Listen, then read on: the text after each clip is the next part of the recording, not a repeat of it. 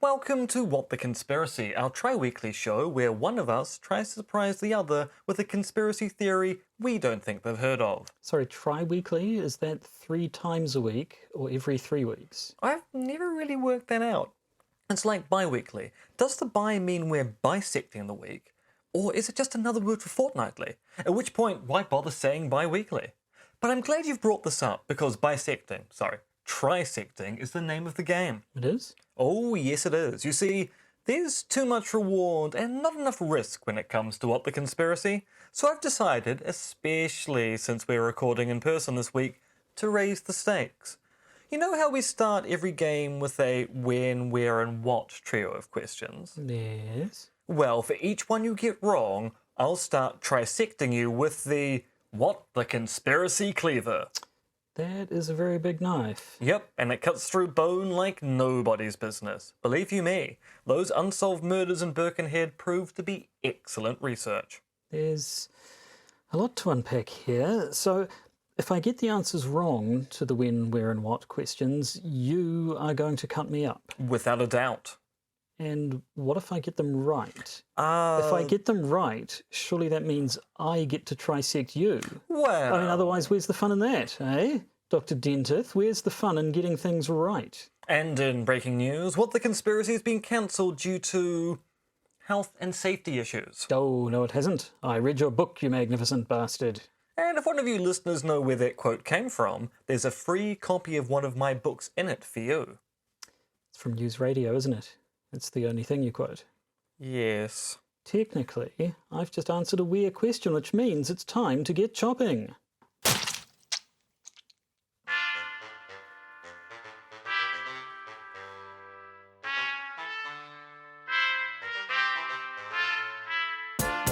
The Podcaster's Guide to the Conspiracy, brought to you today by Josh Addison and Dr. M. Dentith. Hello and welcome to the Podcaster's Guide to the Conspiracy. I am Josh Addison, they are Dr. M. Dentith. We are both in Auckland, New Zealand, enjoying some of that sweet, sweet lack of social distancing. We were enjoying some of that just before the recording started, I have to tell you. Like you wouldn't believe. Are you feeling an expansion in your sort of general space, what with the travel bubble with Australia now? Not particularly at this stage. No, it doesn't really have much of an effect. No, not really. Although we do have a Trans-Tasman travel bubble now. So if you're a citizen of Aotearoa or Australia or a permanent resident, you can basically travel to and fro each country without having to go through managed isolation or quarantine. Which actually is good because my brother and his wife and their new baby were already planning to come back here, but now they don't have to spend 2 weeks in quarantine with an infant. So that'll be nice. It will be. It will be. But that's not relevant. Like spending 2 weeks with a baby. No. That's 2 weeks stuck in a hotel room just with a baby. spending 2 weeks with a baby is my personal nightmare. 2 weeks in a hotel room. That just sounds like hell. But that's not relevant to what we're doing today. What's slightly relevant is that you've been on the airwaves again, I understand. I have indeed. I did a 45-minute pre-record interview for Ye Na Pasaran, which is a show on 3CR, which is a community radio station in Australia, where the hosts talk about white supremacism, they're against it, and they interview people who do work adjacent to or about those topics, like myself. And we have a good old chinwag, as I believe they say in Australia, about throwing some conspiracy theory shrimps on the old white supremacist barbecue. I have no idea whether that actually works, but I'm going to stick by it. Yeah, it'll have to do. Now, it's actually playing as we're recording. Oh. So it's both a podcast and also a radio broadcast. So as we're recording this podcast, it's playing in Australia. Once I've actually got a link to the played show, aka the podcast episode, I'll make sure that people can listen in. And I think that's all we have in the way of housekeeping before we begin. Now, housekeeping? Oh God, it's not Tommy Boy. It is Tommy Boy. Tommy Boy. David Spade and Chris Farley. Yep. David Spade and Chris Farley. It's kind of a shame that Chris Farley died. Should have been David Spade, that's what I'm saying. David Spade should have died. Well, yes. Do we think Chris Farley would have fared any better in older age? Probably not, in the same way that, what's his name from the Blues Brothers, probably wouldn't have survived particularly well as a comedian. There are certain people who have what we might consider to be slightly outdated or outmoded views, and they remain comedians, or they die young, at which point we forgive them their sins. Like everyone seems to have forgotten about the terrible things that Bill Hicks used to say. He did say some terrible things. Yes, terrible, terrible human being, Bill Hicks. Well, I don't I'm know. always happy to speak ill of the dead. And you'll get the chance in the bonus episode, but more on that later. But for now, I get to kick back and relax. I can throw away my notes. There's no relaxing on this one. No, I'm going to stretch out. I'm going to make myself comfortable because I don't have to do a damn thing except sit here and listen to you regale me with a conspiracy that I presumably haven't heard of. Well, I hope you haven't, because otherwise it could be like last time round, where maybe I knew about the time cube. Does anyone really know about the time cube, though? Well, the guy who wrote about the time cube. Yeah, but he's dead, so... Is he, though? I mean, is he really dead in cubal time space? Well, yes, maybe he's only dead on one of the faces of the cube, but on the other three he yet lives. It's a very Hellraiser-esque situation we're putting the writer of Time Cube into.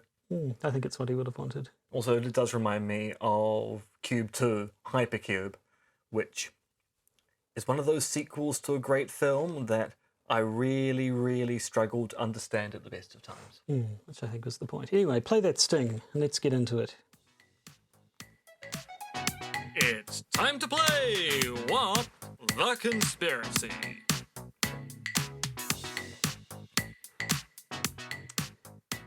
Right, so it's my turn in the hot seat, or is it your turn in the hot seat? Well, it's your turn in the hot seat to answer the three questions. Okay, yep, of that's a good start. when do you think this occurred? What do you think occurred? And where do you think it occurred? Now, you can answer those questions in any order.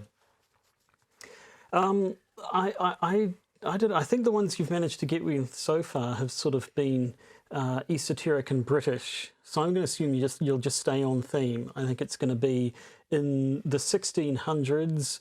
I think it's going to be in the state of Denmark, and it's going to be about a prince who gets told by the ghost of his father that he needs to avenge his death, and Rosencrantz and Guildenstern are dead, and then so is everyone else, and it's all a God big damn it, mess. you have heard of Hamlet after all. All right, hold on. Let me just check something here. Just go into my backup file. All right, it's okay. I've got a backup here. Okay. All right, so you're completely wrong about this. Good. It takes place in the middle of the 19th century. Well, kind of the late middle of the 19th century. It takes place in the UK. In fact, it takes place in Notting Hill, not the film. And it's murder / insurance / mesmerism. Oh, I do like a bit of mesmerism. So, yes, have you heard of the Notting Hill mystery? Is that what anyone saw in Hugh Grant in the 90s? Yes. So you have heard of the Notting Hill Right. mystery. This is going downhill fast.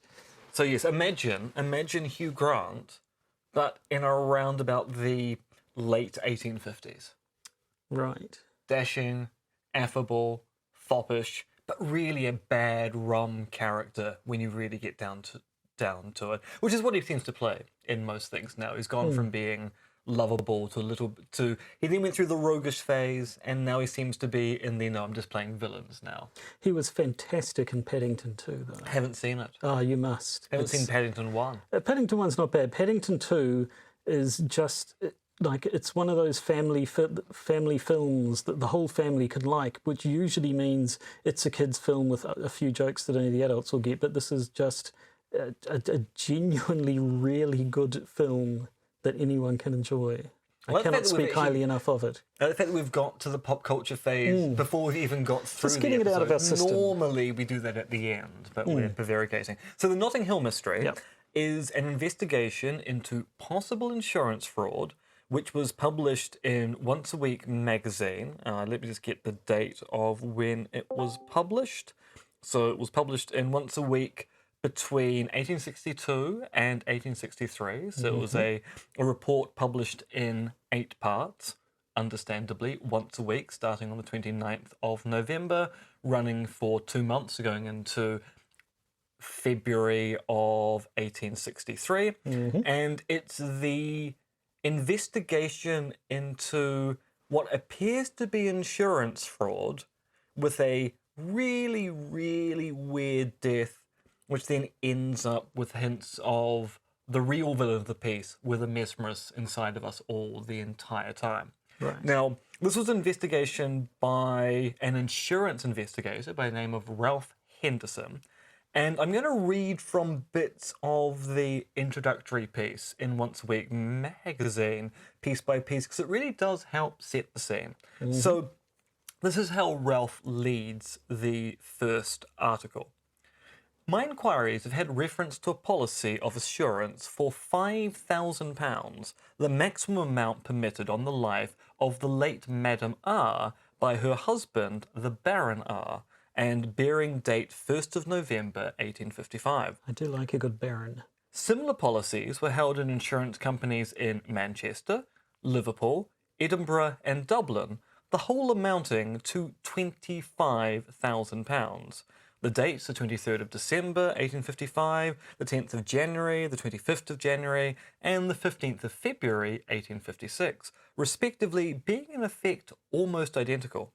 These companies joined in the instructions under which I have been acting. Before entering upon the subject of my investigations, it might as well be to recapitulate the circumstances under which they originated. Of these, the first was the coincidence of dates above noticed, and an apparent desire on the part of the assurer to conceal from each of the various officers the fact of similar policies having been elsewhere simultaneously effected. On examining further into the matter, we were struck with the peculiar conditions under which Madame's R marriage appeared to have taken place, and the relation in which she had formerly stood to the Baron. To these points, therefore, my attention was especially directed, and the facts thus elicited form a very important link in the singular chain of evidence I have enabled to put together. The chief element of suspicion, however, was to be found in the very unusual circumstances attendant on the death of Madame R, especially following so speedily as it did on the assurance for such a large aggregate amount. This lady died suddenly on the 15th of March 1857 from the effects of a powerful acid taken, it is supposed, in her sleep from her husband's laboratory. In the Baron's answers to the usual preliminary inquiries forwarded for my assistance and herewith returned, there is no admission of any propensity to somnambulism. Shortly, however, after the occurrence had been noticed in the public prints, a gentleman recently lodging in the same house with Baron R gave reason to suspect that in this respect, at least, some concealment had been practised, and the matter was then placed in my hands. I at once put myself in communication with Mr. Aldridge, the writer of the letter in question. That gentleman's evidence certainly goes to show that, within at least a few months after the date of the latest policy, the Baron was not only himself aware of such a propensity in his wife, but desirous of concealing it from others. Mr. Aldridge's statements are also to a certain extent supported by those of 2 other witnesses, but unfortunately there are, as will be seen, circumstances calculated to throw considerable doubt upon the whole of this evidence, and especially on that of Mr. Aldridge, from which alone the more important part of the inference is drawn. The same must unfortunately be said with regard to the other parts of the evidence. From his statement, however, in conjunction with other circumstances, I learned enough to induce me to extend my researches to another very singular case, which not long since had given rise to considerable comment. Right, so we have a Baron who has a laboratory. It's the best kind of Baron. I mean, it is the middle of the 19th century, and the gentleman scientist is very much in vogue. Who has taken out 5 life insurance policies on his wife and trying not to clue the various companies in that he's taken out identical policies with their competitors or whatever. The wife has died from ingesting acid. When they talk, is this a slightly old-fashioned thing that just means some sort of chemical, or are we actually talking an acidic acid? So the story is, she was somnambulistic, so she would walk around in her sleep. She walks into her husband's laboratory and drinks poison. Right. So she walks into the laboratory. There are a variety of different chemical reagents on the laboratory desk. She picks one flask up, drinks it. It contains acid, and she dies. Okay. And I assume he's now claiming on these numerous life insurance policies. So the reason why there's all this investigation is not only he's claimed on one of them, but several insurance agencies have gone, he's also claimed on one of ours, because this is a notable story. Someone has died notably, and she is married to a notable person. So it is the kind of thing that, if you're really thinking it through, people would go, yeah, it's going to come out there's more than one insurance policy on your wife. But maybe by that point it's too late. The ink is dried, the signatures have been signed, so they all just have to cough up. And I mean, in many cases, these insurance policies seem to be, in some cases, issued about a year before, although the most recent one is basically within a month of the wife dying. Yes, I was going to say it was starting in the late... So this was being reported on in 1862. Had it happened a little bit before that?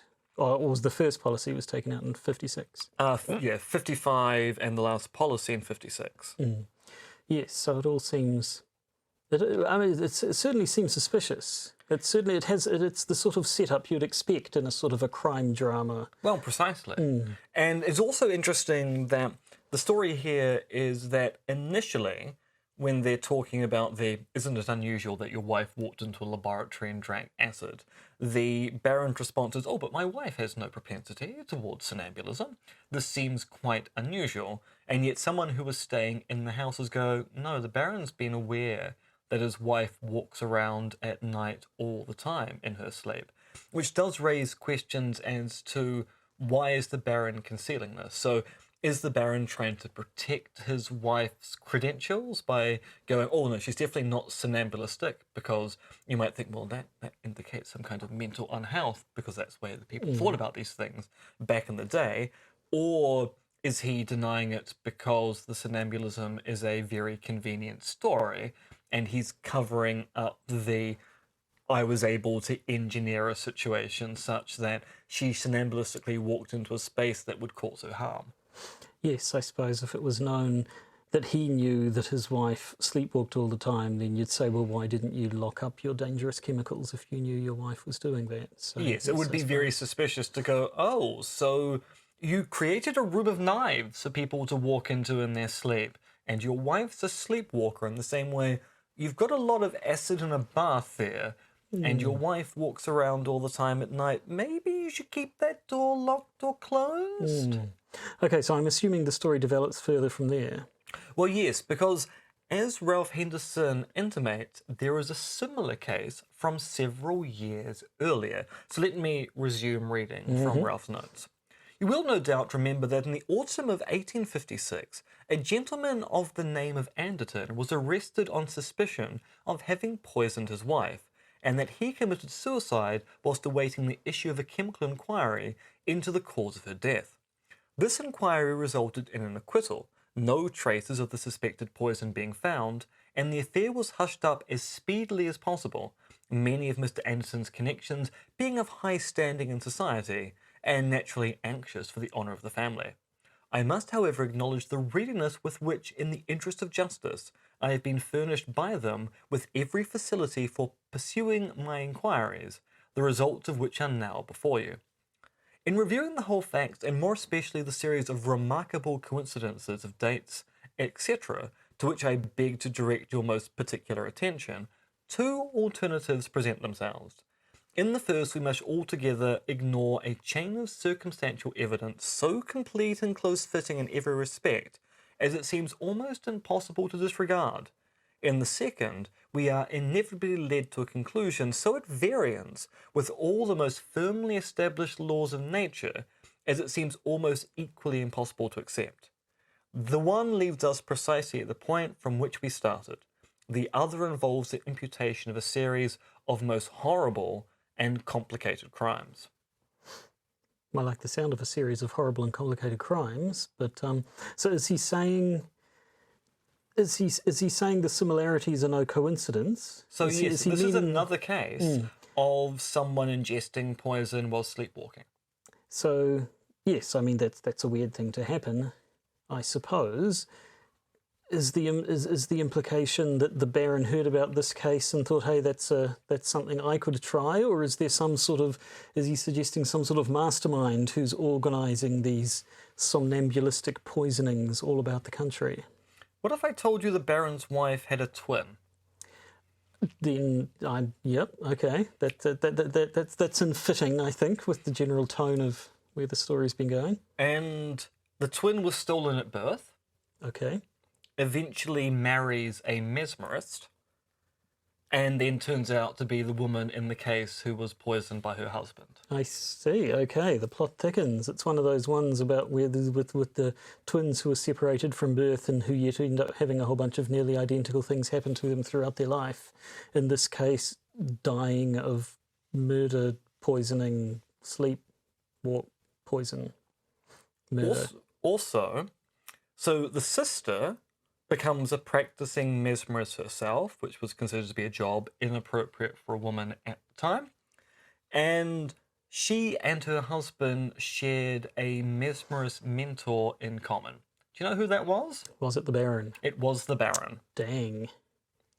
So yes, so we have the situation where the Baron teaches someone mesmerism, and then that person, his wife, dies mysteriously in a way that the Baron's wife, who happens to be her sister, ends up dying as well. Did they know? Oh, if they were identical, I suppose they must have known that they were sisters. Well, I mean, so she was stolen at birth, but eventually, yes, they did meet. Right, okay, so that wasn't... Yep, okay. Does it turn out that the sisters had pulled a switcheroo like in that episode of Jonathan Creek, and actually the one who they thought got killed first wasn't? I mean, if only that were the case. Yeah. I mean, there is some discussion about sympathetic illness in this report. So the idea that when the twin sister to the Baron's wife, Madame R, falls ill, Madame R falls ill as well. But that seems like the kind of thing we can actually probably just clock down to coincidence rather than there being some kind of special spectral force that connected both women in life. Although, of course, they were connected in death by having almost identical deaths. Now, when we're talking mesmerism, mesmerism I know is named after a guy called Mr. Mesmer who first popularised it, but is it what we would call these days hypnotism, or is it So, a bit more all right, spiritual so than this that? gets at slight odds because the history of mesmerism and the history of hypnotism are often taken to be one and the same. But hypnotism is meant to be a case where you put someone into a hypnotic state through a variety of different mechanisms, whether it's a swinging pendulum or listening very calmly to my voice, and you'll start to feel sleepy, and then you'll give me all the money in your wallet when I click my fingers like this. No, see, that's ASMR. I'm just becoming aroused at this point. Actually, that's a really good point. Well, mesmerism is actually meant to be using your force of will to be able to make people do things. So the mesmerist is kind of classified by that comic book staple of the glowing eyes, where you look into someone's eyes. You are under now my power, right. under my control. So the mesmerist is meant to be able to induce people into being able to do their bidding without putting them necessarily into a hypnotic state. And kind of what's interesting about the history of mesmerism is that because it was studied to a very large extent in the 19th century, people are now reappraising some of that, going, well, there's probably something here about dominant personalities and the class structure, which explains why people thought mesmerism worked, because in certain situations, people who are charismatic and in the right social strata are able to induce people to do things ostensibly against their will.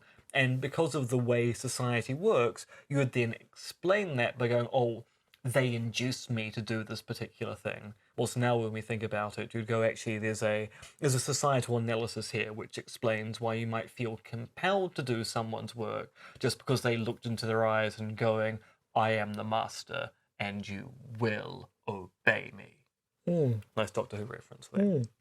Okay, so where does the story go from here then? Things are getting very weirdly coincidental. Well, yes, and so what's interesting is that the husband, Anderton, rather than going to court, ends up committing suicide. So rather than being in the dock, he takes his own life. At which point, Henderson continues with his narrative. I must trouble you with a few words to a point which seems to require explanation. I allude to the apparent prominence I've been compelled to afford to the workings of what is called mesmeric agencies. Those, indeed, who are so unfortunate as to be the victims of this delusion would doubtless find in it a simple, though terrible solution to the mystery we are endeavouring to solve. But while frankly admitting that it was a passage from the Zeust magazine, quoted in the course of the evidence, which first suggested to my mind the only conclusion I have as yet been able to imagine, I beg at the outset most distinctly to state that I would rather admit my own researches to be baffled by an illusory coincidence than lay myself open to the imputation of giving the slightest credit to that impudent imposture. We must not, however, forget that those whose lives have been passed in the deception of others not unfrequently end by deceiving themselves. There is therefore nothing incredible in the idea that the Baron may have given sufficient credence to the statement of the Zeust above mentioned, for the suggestion to his own mind of a design, which by the working of a true, though most mysterious law of nature, may really have been carried out. Such at least is the only theory by which I can attempt in any way to elucidate this otherwise unfathomable mystery. What's this Zeust business? Isn't that the planet that the Immortals came from in Highlander Zeist. 2?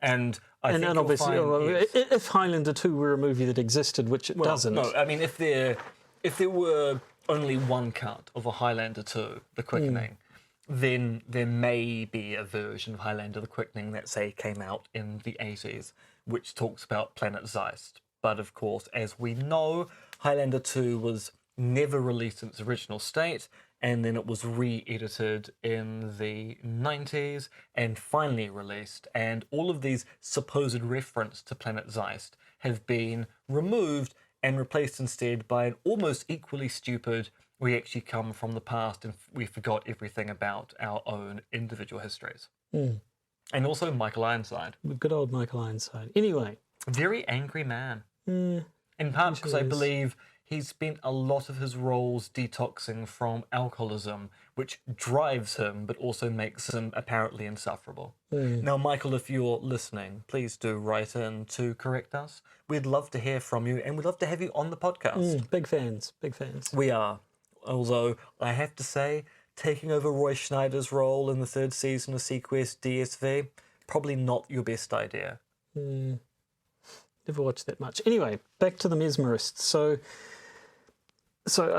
I guess he's implying that if one were the credulous type who believed in mesmerism, then it would be the Baron, the expert mesmerist, has compelled these two women to kill themselves and then compelled the husband to kill himself for the insurance money, I guess, or possibly his own sick thrills. So yeah, so that is one interpretation of the evidence. The other interpretation is, of course, the Baron either came up with the plot and the husband of the twin sister carried it out himself and didn't do it particularly well, or the Baron saw his essentially brother-in-law's plot and went, actually, I can do better than that. He didn't get away with what should have been the perfect crime. I will engineer such a crime that I will get away with it. Because as far as we can tell, there's no particular instance of anyone going, it's definitely murder. It appears to be a case of somnambulism where someone ingests poison. which could happen, I guess, but it doesn't seem super likely. You seem a little bit incredulous. I am a little bit incredulous, I'm afraid. Would it disappoint you to find out that actually what I've just described to you is fiction? A little bit, yeah.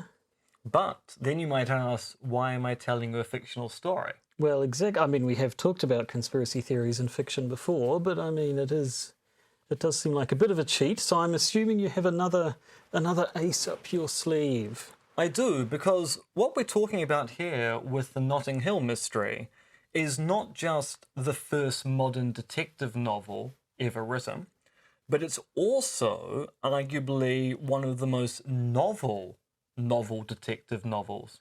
There's far too many novels there. Most unique modern detective novels ever written, because not only was it serialized, but rather than telling a straight narrative, it presented itself as someone presenting evidence to an audience and ending with the, I have no definite conclusion to tell here, other than you must look at the evidence and work out the conclusion yourself. So it's not just the first modern detective novel, it's also a kind of detective fiction that we see commonly now, but actually is well in advance of itself at the time, and was written by a person by the name of Charles Felix, whose identity was not known until about 2011. So there's additional mysteries to uncover. Do go on. Right, so this story, the Notting Hill Mystery, was, as I said, told in Once a Week magazine from the 29th of November 1862 to early 1863. Once a Week magazine was a literary magazine which regularly published fiction.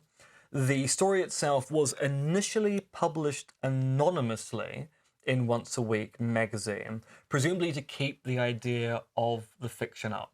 So by presenting the Notting Hill Mystery as a report by Ralph Henderson to the insurance company he's been asked to investigate on behalf of, you are basically creating the idea that you're reading a true crime story rather than anything else. Although, given that true crime stories do not exist at this particular point in time, the effect was for people to try to work out what they were reading, and they described it as playing a game of solitaire. So you just sit there and every week you'd get new evidence being presented in front of you, and you'd spend time trying to work out what the dastardly conclusion was. So the story starts out with a quite definite, we think the Baron did it, and the mystery ends up being, but how did he commit what appears to be the perfect crime? So the thing which implicates him in the murder are all the insurance policies, but as far as anyone can tell, his wife really did walk in her sleep and ingest poison. As I say, this is taken to be the first modern detective novel in that it predates the work of Wilkie Collins, who was famous for writing The Moonstone, and that of Émile Gabourat, a French writer who wrote Le Fer le Rouge, and these were taken to be the first archetypal detective novels, and that they feature an amateur detective trying to solve a crime where they go through a process of elucidating things. People do like to point out that Edgar Allan Poe had previously written The Murders of the Rue Morgue, which do feature a detective, but it doesn't really read as detective fiction. It reads as an adventure narrative. There's no particular mystery to uncover or solve. You know exactly what went on. It just turns out the hero of the story is a detective rather than anything else. With Collins and Gabourat, you have cases of people actually investigating a crime and coming to a conclusion. With Charles Felix, you actually have something which seems to be much more in the same vein and published several years beforehand.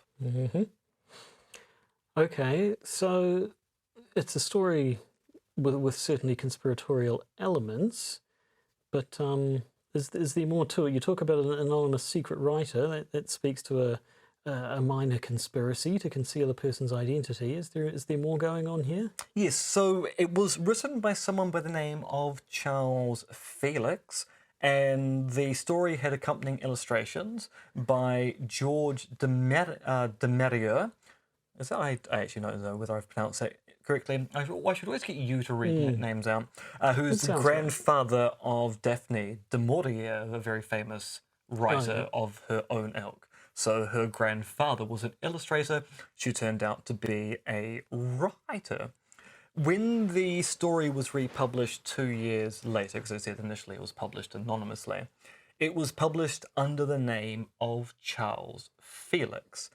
And this then led to the mystery of, but who is Charles Felix? So the original serialized story was incredibly well reviewed, and the resultant book 2 years later was also very well reviewed as well, even though, as I said, people were very confused as to exactly what they were reading, particularly given that the story is told basically as a series of reports. There are partial letter fragments. It has illustrated maps of locations and routes that people took. There are chemical reports and assays, and the story ends with no definite conclusion. So at no point does Henderson say, the Baron committed the crime in this particular way. The reader is basically led to go, it's one or the other. One of the theories seems to go against common sense, mesmerism. The other theory seems equally unlikely. Why would someone walk into a lab and just ingest poison of their own will, even if she was suffering from somnambulism? So people became interested into who Charles Felix is. Now, he had written one previous book, which was called The Velvet Lawn, and that was published a year earlier, also as a serial by the firm Sanders and Otley. And they ended up also producing the version of The Notting Hill Mystery 3 years after the publication of Velvet Lawn. Now, Sanders and Otley was a very, very famous publication house. They closed in 1869 due to an economic downturn, but prior to that point in time, they were very well respected. There's no record of any correspondence in the archives between the publishers, Sanders and Otley, and the author. To the point where there's a list made in the Victorian era of fictitious author names where they give you, this is the pseudonym, this is the person the pseudonym applies to, and the only person in that list is one Charles Felix. Okay. So, sorry, the only person in that list is the only person who they didn't know who the real person was. Only pseudonym that had never been identified belongs to Charles Felix. Right. Okay, so we have a mystery on top of a mystery. We do. And indeed, this mystery was not solved until 2011, where people suddenly became really quite interested in the Notting Hill mystery. It was kind of rediscovered. And so Paul Collins ended up doing a whole bunch of investigation into trying to work out who Charles Felix was. And so he's scanning through a whole bunch of archival resources, trying to work out whether anyone has ever mentioned this name. And then one day, he discovers from a literary gossip column in the Manchester Times on the 14th of May, 1864, the following line. And he notes that it's kind of unusual to think that they used to have literary gossip columns, but in the 1860s, anything goes. And the line goes, "It is understood that Velvet Lawn by Charles Felix, the new novel announced by Sanders, Otley and Company, is by Mr. Charles Warren Adams, now the sole representative of the firm." So it turns out there's no record of any correspondence between Charles Felix and the publishers, Sanders, Otley and Company, because why would you be corresponding with yourself? Right. Okay. Is that kosher to be publishing your own works if you're a big publishing company? So here's where things get ever so slightly complicated. So it turns out the reason why that Charles Warren Adams was in charge of Sanders, Oatley and Company was that Sanders and Oatley had died. And so he stepped in and rescued the firm from being dissolved after their death. And this occurs in kind of the mid 1860s.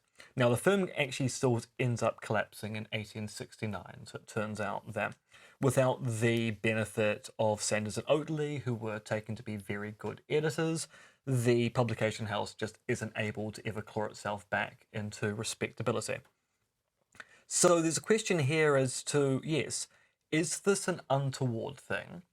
Or is Charles Warren and Adams simply trying to kind of puff out or fluff out?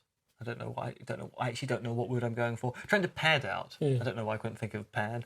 He was trying to fluff out a publication house. We've all done that. Always fluffing out his publication house. So yes, maybe he was trying to pad out the resume of work that's being produced and going, well, if I publish my own work and I'm the sole editor of the firm, it does look ever so slightly mysterious. So I'm going to hide this. Kind of like we've got no work, so all we've got to do is publish our own stuff because we don't have any customers or something, I suppose. But then there's the question as to why didn't he then admit to this after the publication house collapsed?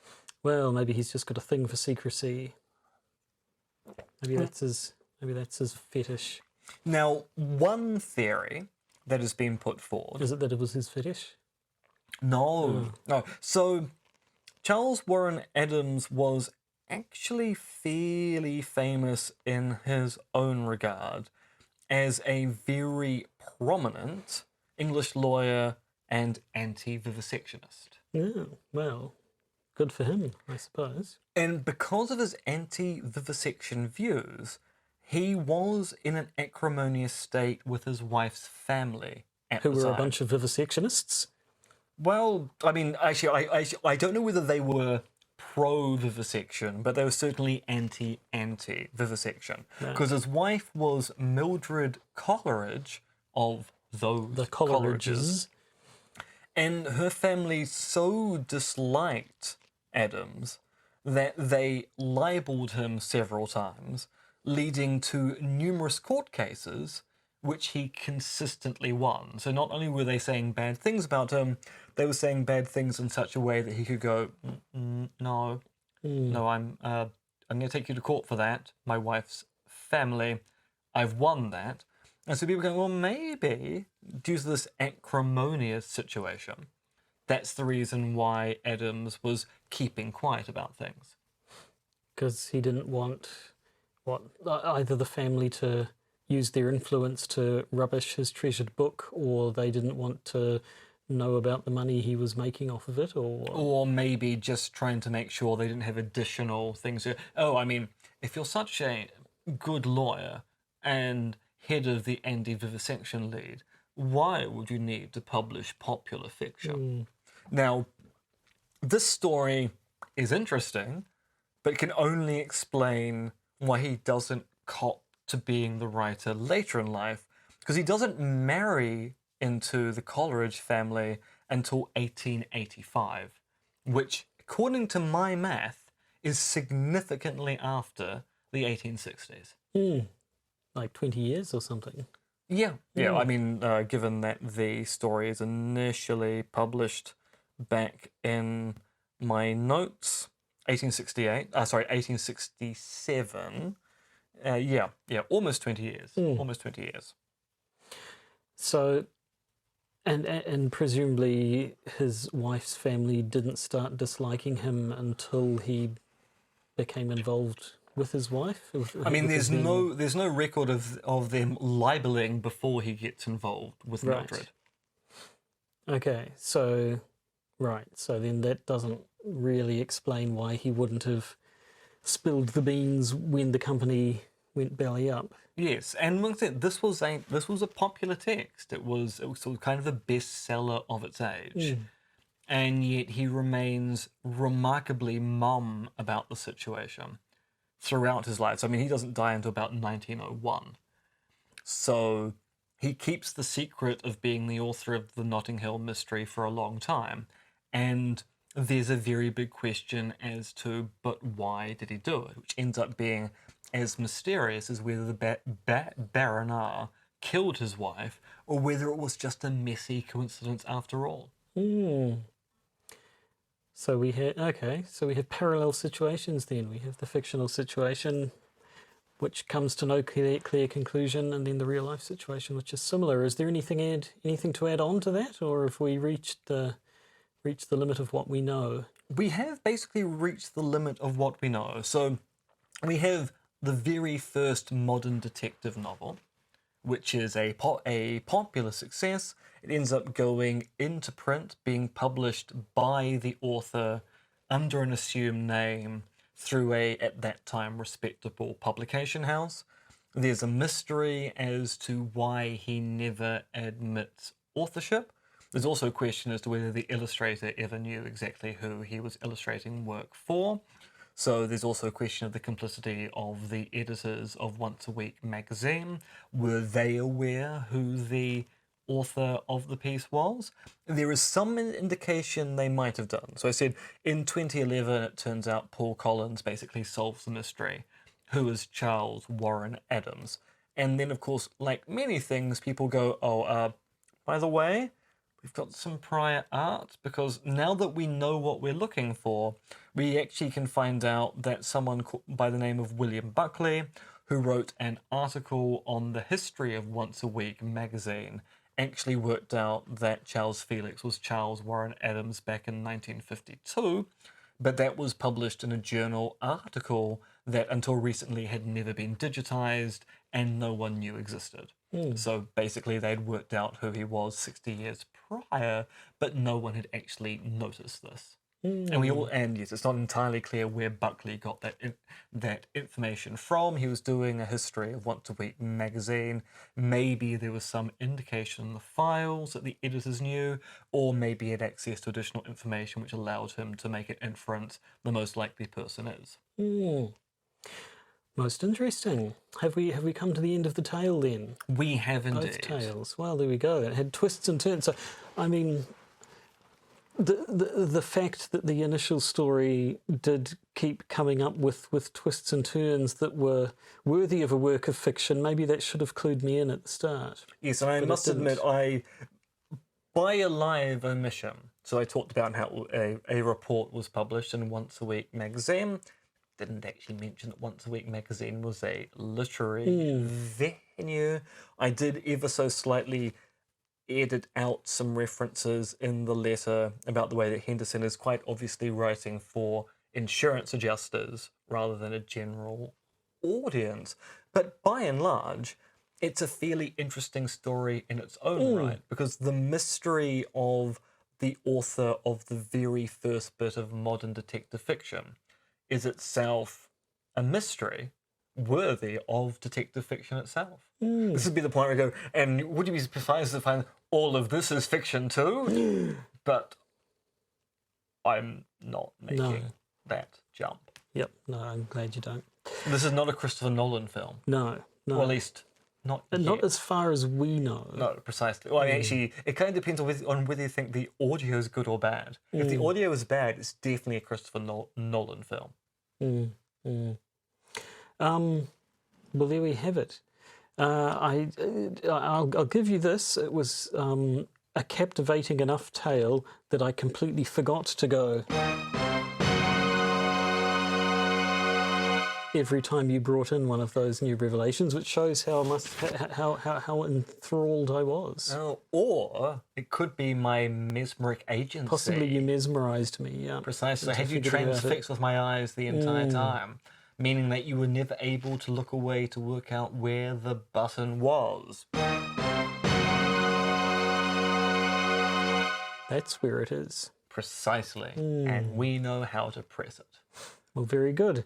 So there we go. The Notting Hill Mysteries. Was that the name of this fictional It is, story? yes. And actually, so what's interesting is after 2011, where Paul Collins writes this book, basically working out exactly what was going on with it, the British Crime Library reissues the book, and people start reading it again, and they go, actually, it's actually incredibly clever narrative with a little bit of racism. I left out the entire bit about gypsies. Right. Yeah. But they say the really interesting thing about it is the way it's presented. So it is presented as a series of reports where the reader is meant to make judgment. Henderson throughout is going, look, what I'm about to tell you seems really weird, and I ask you to keep an open mind about this, but it never at any point does he say, this is the way you should interpret the evidence, and you kind of have to sit down and look at reports and maps and try to work out what you think occurred, because the narrator is never going to state definitively which conclusion you should draw from the evidence. Yes, if that happened today, obviously the internet would be aflame with all the different theories. I mean, but also possibly. it's the kind of thing you'd expect with an alternate reality game these days. Just being given a whole bunch of evidence leading you to look up more evidence and things. You could imagine that if Charles Warren Adams was writing this today, it would be a bunch of different websites, and you'd end up reading one and then working out which one to go to. And then you'd release new bits and pieces, or those phone games, which are very popular at the moment, where the whole premise is you've been given someone else's phone, and you have to dig through the phone to find evidence of exactly what happened to that particular person. It's the same kind of thing. It's actually, for the first example of the genre, incredibly prescient. Do we know, was there a fan base at the time? Were there it people was, writing about their particular theories of which way they thought the story went? Did the Baron do it or didn't he? So yes, I mean, I believe there was a letters page in Once a Week, so there were people enjoying the ruse.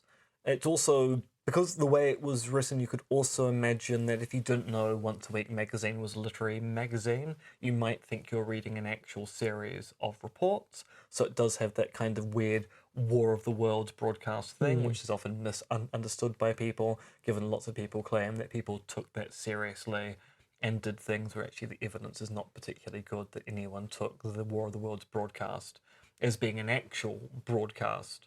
But at the same time, it was convincing enough that you could be lured into the illusion of thinking you were listening to a news broadcast. Well, there we go. Another stirring tale of conspiracy and intrigue. Indeed. So that's another exciting episode of What the Conspiracy. I think it is. So I suppose we should just start cleaving. Well, did I get... I got everything wrong, didn't I? That's You a did. shame. So, and also,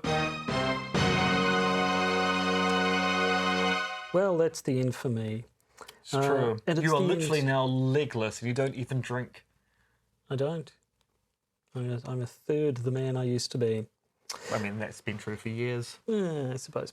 Anyway, that is the end of this episode, but it's not the end for those loveliest of people, our own Patreons. And they because we truly have- are the greatest, Oh, they are. the most radiant, the most luminous, to the point where it's actually quite blinding how luminous our patrons are. Effulgent, Frankly, say. if the sun goes out, we could launch our patrons into space and they would provide all the light a person needs. Unfortunately, that would mean the patrons would die because you might glow, but you can't breathe in space. I'm sorry, but that's a sacrifice you might have to make if the sun goes out. But you're our patrons. You're such wonderful people that you're likely to be willing to make that sacrifice. And there's an ant crawling on our recording deck. I'll leave the poor thing alone.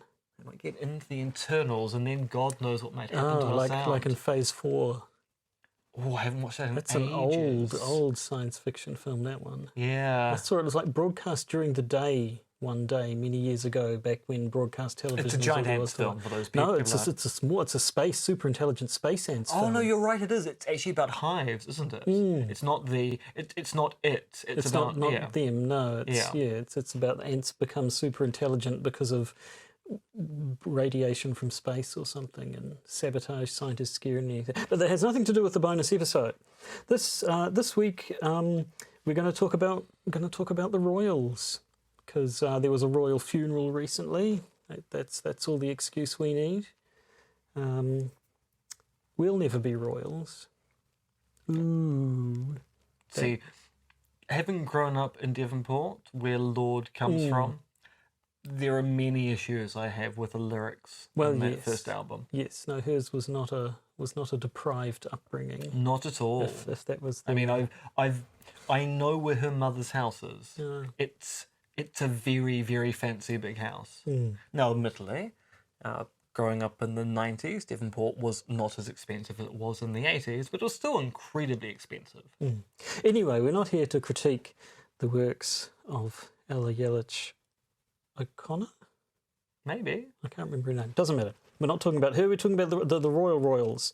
And just a general rundown of royal-themed conspiracy theories. There's some good ones. We'll cover the classics, but there's a few in there that you might not have heard of. And if you'd like to hear them, then you'll jolly well want to become a patron, unless you're already indeed. So if you want to become a patron, go to patreon.com and look for the Podcaster's Guide to the Conspiracy, and then Robert's your father's brother. No, Bob's my uncle. And Fanny's my aunt. Yes. It's actually true. I did have an Aunt Fanny and an Uncle Bob. I had a Grandma Doris. But then she died, as grandparents do, as indeed the grandfather of Princes William and Harry just did, which is why we're going to be talking about that sort of stuff. Well, that almost worked. Sorry to hear about your dead grandparents. Well, that was some time ago, so that's all right. Yeah, but you've only just come out with that painful experience to me now. I mean, she made it to almost 91, so that's not bad. Should have used a better quality of gas. Possibly. So I think we better just draw a line under this and the Notting Hill mystery, which didn't even involve Julia Roberts or Rhys Ifans in his underpants. We need more Rhys Ifans in his underwear. Yes, draw a line under that. Stop this episode. Start recording a bonus episode about the Royals. And simply say to those of you listening to this, to whom we are eternally grateful also, just because you're our audience and we kind of need one of those, I'll just say goodbye. And I'll say toodly woo-doo, ba-doo-doo, woo. I got away from you a bit, I think. The Podcaster's Guide to the Conspiracy is Josh Edison and me, Dr. M.R.X. Dentith. You can contact us at podcastconspiracy@gmail.com, and please do consider supporting the podcast via our Patreon. And remember, they're coming to get you, Barbara.